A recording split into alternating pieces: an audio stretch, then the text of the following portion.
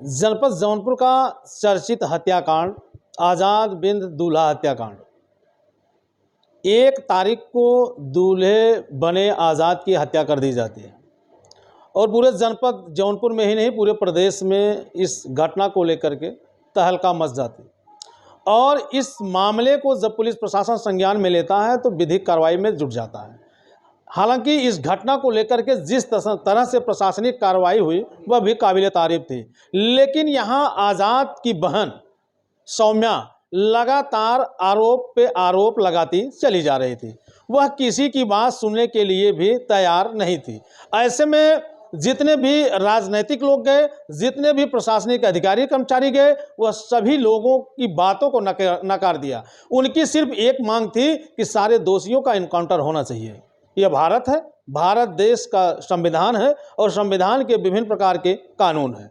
तो सज़ा जिसे भी दी जाती है वह न्यायालय के द्वारा दी जाती है। हालांकि जो विरलतम से विरलतम श्रेणी का अपराध होता है तो पुलिस महकमा, शासन, राज्य सरकार, इनके पास भी कुछ ऐसे अधीनस्थ चीज़ें होती हैं कि जिसके द्वारा वो दंड दे सकती हैं, लेकिन विरलतम से विरलतम श्रेणी में।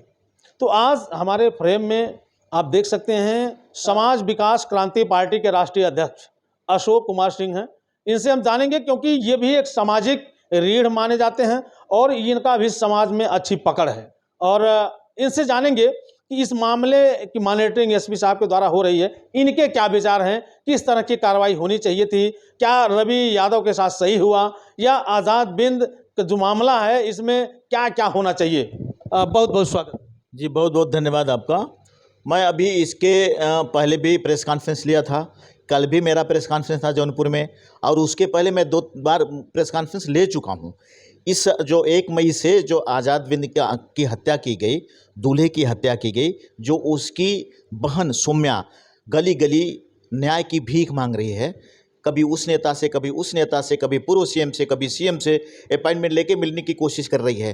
पुलिस प्रशासन हाथ पे हाथ रख के बैठा हुआ है। उसको पता ही नहीं चल रहा है कि यह हत्या हुई है तो उसकी छानबीन कैसे की जाए, करनी चाहिए कि नहीं करनी चाहिए। अब सवाल उठता है कि बहुत सारा लोगों ने, बहुत सारे नेताओं ने इस पर कमेंट किया। ओम प्रकाश राजभर आते हैं जो भारतीय जनता पार्टी के इससे मिलके सरकार बनाए हैं, उनके गठबंधन में हैं, मंत्री हैं, वो आते हैं और कहते हैं कि ये प्रेम प्रसंग का मामला है। बताओ, किसी की जघन्य हत्या हुई है, किसी दूल्हे को मारा गया है, वो शादी करने जा रहा था, उसकी बारात निकली होती है, और यहाँ पे प्रेम प्रसंग की क्या बात हुई है? हत्या हुई है किसी की, और उस हत्यारे की उनको पकड़ा जाना चाहिए जिसने हत्या की है। उसकी बहन मांग कर रही है, न्याय की मांग कर रही है, और आप कह रहे हैं कि ये प्रेम प्रसंग का मामला है। तो कहीं न कहीं ओम प्रकाश राजभर, जो भोले राजभर है, उसको बचाने का काम कर रहे हैं। संजय निषाद, अभी जो प्रदीप बिंद है, वो मैंने जो जाना है, लोगों से सुना है, पब्लिक से सुना है, उनका कहना है कि इसमें सबसे बड़ा अपराधी प्रदीप बिंद है, वो संजय निषाद के संरक्षण में है। और प्रदीप, जो ये रवि यादव जिनका इनकाउंटर करती है पुलिस, जैसे ही अखिलेश यादव जी के पास जाते हैं सौम्या न्याय मांगने के लिए, पूर्व सीएम के पास, तो जैसे उनके पास से आती है उसके बाद उनका इनकाउंटर हो जाता है। इनकाउंटर होना चाहिए, लेकिन अपराध की सीमा को देखना चाहिए कि कितना बड़ा अपराधी है। मैंने जो लोगों से पूछा है, हमको जो जानकारी मिली है, वो जो रवि यादव जिसका इनकाउंटर हुआ, वो उसके ऊपर ज्यादा केसेस नहीं है, लेकिन जो आज भारतीय जनता पार्टी की शरण में है भोले राजभर, उस पर 16 से ज्यादा केसेस है। जिला पंचायत सदस्य है वो भारतीय जनता पार्टी का। तो यहाँ पे जातीय और धर्म की राजनीति हो रही है। तो रवि यादव का इनकाउंटर किस ग्राउंड पे किया पुलिस प्रशासन ने, तो वो प्रश्न का विषय है। ये बताइए, इतना बड़ा पूरे देश में आतंकी कसाब ने ऐसे हजारों लोगों की जान ले ली, और उसको कोर्ट में पेश किया गया, अरेस्ट किया गया, और उसकी सजा के लिए कितने साल लग गए, फिर उसको फांसी की सजा मिलती है। तो क्या वो इनकाउंटर करने के लायक नहीं था? क्या उसका इनकाउंटर नहीं हो सकता था? उसका इनकाउंटर जब पकड़ा गया तो इनकाउंटर पुलिस ने क्यों नहीं कर दिया? इसलिए कि भारतीय संविधान का एक नियम है। बाबा साहब आंबेडकर ने जो भारतीय संविधान की रचना की है, उसमें सिस्टम डाला हुआ है कि आप किसी भी अपराधी को पकड़िए तो पहले वहां लेके जाइए, पहले कोर्ट के पास लेके जाइए। कोर्ट के पास ले जाने के बाद जो कोर्ट, न्यायालय जो कहता है, उस हिसाब से अगर वो इनकाउंटर के लायक है तो इनकाउंटर करिए, मुठभेड़ करता है तो करिए। इतना बड़ा अपराधी ये नहीं था, ये अबू सलीम का भाई नहीं था जो रवि यादव जिसकी हत्या हुई, जिसको इनकाउंटर किया गया, वो इतना बड़ा नहीं था। बनारस में, जौनपुर में, आजमगढ़ में, इलाहाबाद में ऐसे अपराधी हैं जो सांसद, विधायक, मंत्री हैं, और जो भारतीय जनता पार्टी में चले जाते हैं तो गंगा स्नान करके चले जाते हैं, तो उनको माफ कर दिया जाता है, मंत्री बन जाते हैं, कुछ भी बन जाते हैं। इतना बड़ा अपराधी ये नहीं था जिसका इनकाउंटर करना जरूरी था। इसको अरेस्ट करते, लेके जाते, अच्छा अरेस्ट करने के पहले उसका इनकाउंटर भी जब हो जाता है तो उसकी लाश को उसके परिवार को देने में आपको हर्ज क्या है? उसका पोस्टमार्टम हुआ तो पोस्टमार्टम के बाद उसके परिवार को दे दो। वो अपने रिश्तेदारों के साथ, किसके साथ, जो दाह संस्कार होता है, जो हिंदू धर्म की प्रक्रिया वो पूरा करेगा। आप तो धर्म की भी बात को नहीं मान रहे हैं। जब आप कोर्ट में, न्यायालय में जाते हैं तो आप गीता रामायण की कसम खा के कहते हैं कि मैं सच कहूंगा, सच के सिवा कुछ नहीं करूंगा। जब जॉब भी पकड़ते हैं, आप नौकरी भी पकड़ते हैं, तो भी आप कसम खाते हैं। कहाँ गया वो कसम? आप कुछ भी नहीं कर रहे हैं। आपको सीधा सीधा काम नहीं करना है। सिर्फ आया, इसने एफआईआर किया, उसने एफआईआर किया, उसको इनकाउंटर करो, उसको इनकाउंटर किया। आप प्रेशर में क्यों रहे हैं? जिसकी भी सत्ता है, जिसकी भी सरकार है भारतीय जनता पार्टी की, तो उसके प्रेशर में इनकाउंटर ना करो, समझ के इनकाउंटर करो। इनकाउंटर करने के लायक है कि नहीं लायक, इनकाउंटर जरूरी है। अपराधी कितना है उस पर ध्यान देना चाहिए। अच्छा, अब एक तरफ अगर देखा जाए तो आज़ाद की मां कह रही है कि रवि को परिवार के पास नहीं ले जाया गया। उसकी मां बिलख रही है कि अंतिम समय में बेटे को देख नहीं पाई। तो जब यह सवाल मैं आज़ाद की मां से किया तो उन्होंने कहा कि बेटा तो बेटा होता है, मां तो मां होती है, और बेटे का दर्द तो मां को ही पता होता है।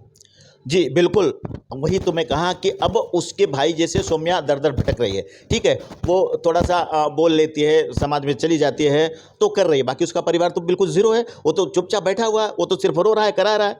तो इस तरह से रवि यादव का जो ये इनकाउंटर हुआ, उसका भी तो परिवार है, उसके भी तो लोग हैं, उसका भी तो बहन बेटी होंगी, उसके भी तो लोग होंगे और रिश्तेदार, उन पे क्या बीतती होगी। तो दोनों तरफ आपको देखना, ये पुलिस प्रशासन का काम है। आपको आईएएस आईपीएस बन गए आप, तो इसका मतलब नहीं है कि आपने वर्दी पहन ली तो आपकी मर्जी में जो जाएगा, जो चाहोगे वो करोगे। ये पहले का जमाना नहीं रहा, ये बाबा साहब का जमाना है, ये भारतीय संविधान का जमाना है, ये अंग्रेजों का जमाना नहीं है, ये राजाओं का जमाना नहीं कि पहले के राजा महाराजा जो सुन लेते थे उसको फांसी की सजा देते थे। इसके लिए न्यायालय है, कोर्ट है। ये बाबा साहब ने बड़ा सिस्टमेटिक बनाया हुआ है कि आपको अधिकार नहीं है किसकी हत्या करने का, आपको अधिकार नहीं है किसी का इनकाउंटर करने का, प्रोविजन के हिसाब से आपको दिया गया है। तो सब सिस्टम बना हुआ है। ये अपने सिस्टम का पालन न करके, भारतीय संविधान का पालन न करके ये मनमानी कर रहे हैं। पुलिस प्रशासन कहीं न कहीं भारतीय जनता पार्टी के दबाव में काम कर रही है, ओम प्रकाश राजभर और संजय निषाद के दबाव में काम कर रही है, जातिवाद की राजनीति कर रही है, धर्म की राजनीति कर रही है। यहाँ पे जौनपुर जिले में हर जाति और हर धर्म के लोग हैं। जौनपुर को न्याय मिलना चाहिए। ये मैं समाज विकास क्रांति पार्टी का राष्ट्रीय अध्यक्ष होने के नाते, शिक्षा दीक्षा भी मेरा यही हो, ये मेरा जिला है। अगर मैं इस जिला में अगर न्याय की मांग नहीं कर सकता तो मुझे देश में भी न्याय की मांग करने का कोई हक नहीं है। इसलिए मैं जौनपुर में न्याय की मांग कर रहा हूँ कि न्याय होना चाहिए, लापरवाही नहीं, न्याय करो, अन्याय ना करो। जैसे आपने आरोप लगाया कि राजभर यानी ओम प्रकाश राजभर और डॉक्टर संजय निषाद, ये दोनों लोग दोनों का संरक्षण दे रहे हैं। अगर बात किया जाए, अगर आपसे प्रमाण मांगा जाए तो क्या ये प्रमाण आप देंगे? इस बात का लाश का कोई प्रमाण होता है? लाश का कोई प्रमाण होता है? रवि यादव का इनकाउंटर कर दिया जाता है और प्रमाण तो उनसे मांगते हो कि किस प्रमाण, किस आधार पे आपने उनका इनकाउंटर किया? प्रमाण उनसे मांगो ना, उनसे मांगा जाएगा ना। जैसे अगर राजनीतिक व्यक्ति है तो राजनीतिक व्यक्ति का एक दूसरे के साथ तो उठना बैठना पहले से भी रहा होगा, तो इस चीज़ को लेकर के कैसे कहा जा सकता है कि इनको इनका संरक्षण प्राप्त है, इनको इनका संरक्षण प्राप्त है? अगर मैं कप्तान रहा होता, मैं तो हूं नहीं, मैं तो एक नेता हूं, मेरा काम वो नहीं है। लेकिन मैं अगर कप्तान, एक आपने पिक्चर देखी थी ना कि अगर एक दिन का मुझे सीएम बना दो तो मैं दूध का दूध पानी कर दूंगा, पिक्चर ने देखा था ना अनिल कपूर का। अगर मैं उस पोस्ट पे होता तो मेरे से सवाल करते 24 घंटे के अंदर तीनों जो आज घूम रहे हैं सलाखों के अंदर होते। मैं किसी का इनकाउंटर नहीं करता, सलाखों के अंदर होते और न्याय होता। अगर मैं होता तो आप पूछते ना, मुझे वो अधिकार ही नहीं है। मैं तो जनता का सेवक हूं। मैं तो आवाज भारतीय संविधान के हिसाब से जो बाबा साहब अम्बेडकर ने कहा, मैं आवाज निकाल सकता हूं, मैं रख सकता हूं, मैं आंदोलन कर सकता हूं। निर्वाचन आयोग ने मुझे सर्टिफिकेट दिया है समाज विकास क्रांति पार्टी के नाम से, ये बात कहने का जो मैं आपको बता रहा हूं। तो ये राजभर जब प्रेम प्रसंग की बात करते हैं तो कैसे कर सकते हैं? अगर किसी की हत्या होती है और आप बोलते हैं उनका अफेयर था, इस अफेयर का क्या मतलब? तो कहीं ना कहीं वो क्यों कह रहे हैं ऐसा? कारण तो बताएं। उन्होंने देखा था, उनसे पूछा जाए कि आप क्या प्रेम करते हुए देखा था? कोई बगीचे में अगर कोई भाई और बहन, एक लड़का और लड़की बैठा है तो उनका प्रेम प्रसंग चल रहा है, क्या वो सगे भाई बहन नहीं हो सकते? आप किस ग्राउंड पे कह सकते हो? आपके पास ग्राउंड क्या है प्रेम प्रसंग का? तो इससे पता चलता है कि भोले राजभर को बचा रहे हैं, और अगर बचा नहीं रहे होते तो प्रशासन 24 घंटा कह रहा हूं ना, वो 12 घंटे के अंदर पकड़ लेती थी उनको। नहीं पकड़े जा रहे हैं। जिस तरह से घटना के बाद, जब घटना होती है उसी के तत्काल बाद प्रशासन द्वारा ताबड़तोड़ कार्रवाइयाँ की जाती हैं। 3 लोगों का हाफ इनकाउंटर किया जाता है। 16 खुद सरेंडर, डर की वजह से या कानून की वजह से तो खुद सरेंडर कर देता है। उसके 15 दिन के बाद फिर रवि यादव का इनकाउंटर होता है। उसके बाद फिर जितने लोग शरण दिए थे उनकी गिरफ्तारियाँ होती हैं, और अब बचे हैं प्रदीप और भोले। तो ये कुछ जो कानूनी दांव पेच हैं और जो जांच प्रक्रिया है, इसको ले करके जांच करके तभी तो पुलिस प्रशासन कोई आगे की कार्रवाई करेगी। मैंने क्या कहा, जब आपको पोस्ट मिला है, जैसे हम तो नेता हैं, मैंने कहा कि ये जो आज की सरकार है, मौजूदा सरकार, इस पे फिर आपको पता चल जाएगा। ये देश को आज हम ऐसे महसूस करते हैं कि मेरा देश आज़ाद नहीं है। इसलिए नहीं है कि कुछ भी हो रहा है, भारतीय संविधान को भारतीय जनता पार्टी नहीं मानती। ठीक है, क्यों नहीं मानती है? उसके बहुत सारे कारण हैं, ये तो हम सिद्ध कर रहे हैं, बता रहे हैं ना। उसी तरह से जो आप कह रहे हो, प्रक्रिया तो उनको, देश को तो चलाना है, उनको भारतीय जनता पार्टी को, इसलिए प्रशासन को तो कानून के हिसाब से काम करना है। लेकिन जो काम करना चाहिए उस तरह से काम नहीं कर रहे हैं ना। आप किसी सबूत के बिना, आपको जो सबूत मिले हैं, जैसे आपने जो सौम्या ने जिनका FIR में नाम दिया, आपने नाम कर दिया, फर्स्ट इन्फॉर्मेशन रिपोर्ट होता है, इन्फॉर्मेशन मिला, उसके बाद चार्जशीट बनती है, विवेचना होती है, तथ्य को खंगाला जाता है कि क्या है। तो मैं इसका पार्ट बता रहा हूं। इसके बाद वो करते, आप उनको पहले अरेस्ट करके जेल की सलाखों के अंदर डालो और फिर विवेचना करो उनका। तो ये तो ज्यादा दिन का काम नहीं होता, आप जो सोच रहे हो। पहले उसने नाम ले लिया तो उनको अरेस्ट करो, आप उसकी भी विवेचना करो ना। तो अरेस्ट न करके अगर सबका इनकाउंटर किया जाए FIR के बाद, तो ये गलत है। कहाँ का न्याय है? जिसके नाम से अगर मैंने किसी का, अगर मुझे कहीं से किसी ने, अगर सपोज करो मेरे ऊपर वार कर दिया और मैं जो मेरे दुश्मन है उनका नाम डाल दूं और उसको आप इनकाउंटर कर दो, ये कहाँ का न्याय है?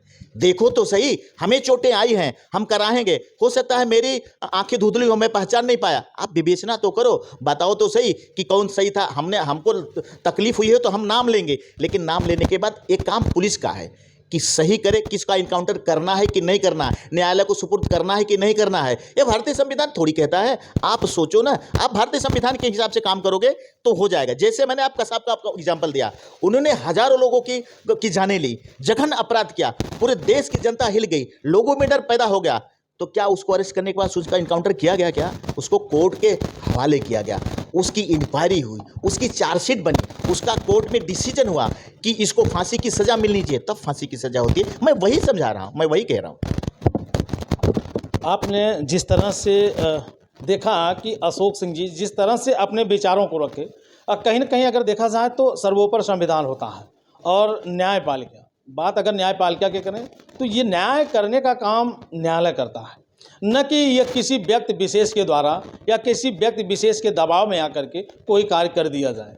हालांकि जिस तरह से आज़ाद यादव, वह पूरा गांव दहशत में आ जाता है। और इस मामले की जो है मॉनिटरिंग जनपद जौनपुर के SP महोदय द्वारा किया जा रहा है, SP महोदय के द्वारा किया जा रहा है। अब देखना यह है कि सौम्या मुख्यमंत्री योगी आदित्यनाथ जी से मुलाकात करती है, अब मुलाकात के बाद क्या फिर सामने निकल करके निष्कर्ष आता है। तो हमारे चैनल के साथ बने रहें, फिर मिलेंगे किसी नेक्स्ट वीडियो नेक्स्ट खबर के साथ। जय हिंद।